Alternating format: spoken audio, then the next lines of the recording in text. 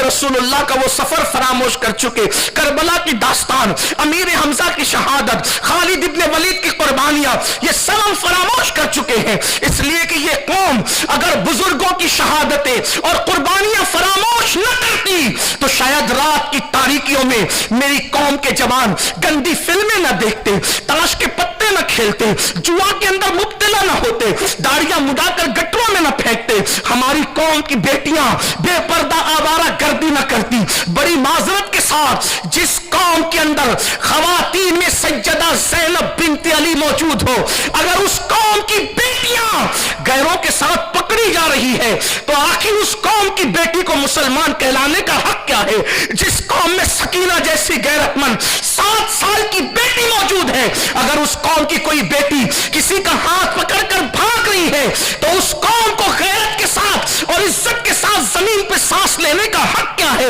اللہ اکبر۔ کربلا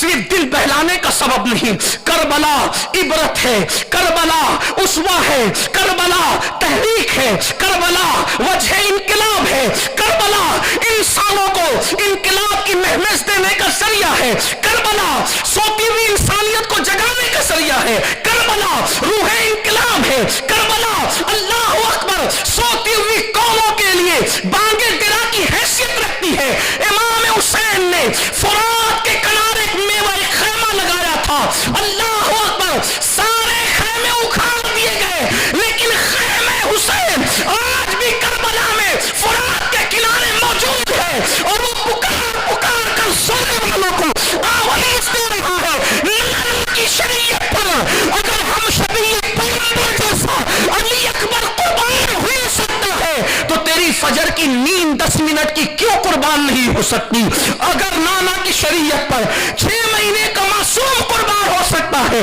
تو تیرے گھر کی شادی کی خرافات نہ میرے نانا کی شریعت پہ کیوں قربان نہیں ہو سکتی؟